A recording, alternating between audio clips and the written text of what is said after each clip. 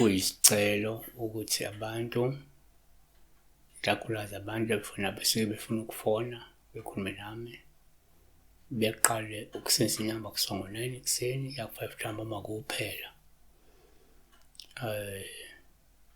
From ngo-9 ekuseni kuya ku-5 ntambama kuphela. Awungu-WhatsApp, awungisendeli ama-SMS, awungifonele ngo-WhatsApp. Uyafona direct from ngo-9 ekuseni kuya ku-5 ntambama kuphela, from Monday to Friday. Saturday ngibhizi, Sunday ngisesontweni.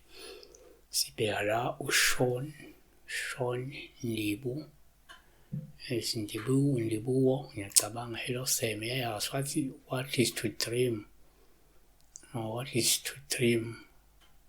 Is dreaming of riding a bull. Dreaming of riding a bull. Ukugibela inkunzi.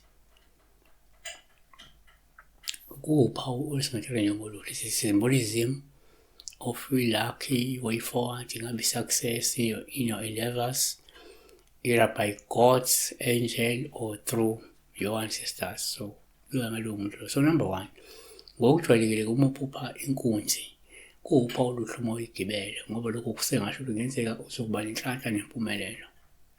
2, ngokwesintu uma uphupha inkunzi, uphawu oluhle uma uyigibele, ungakhomba ukuthi kungenzeka uzothuthuka, uphumelele futhi uvelele, uphinde uqashelwe emkhakheni wakho ngenxa yesidalwa sakho.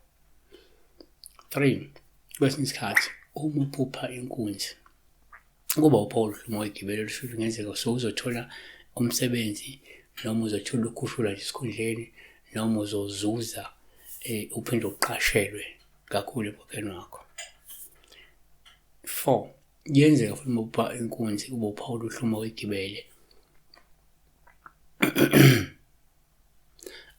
olubi uma uyigibele kodwa ubheke emumva.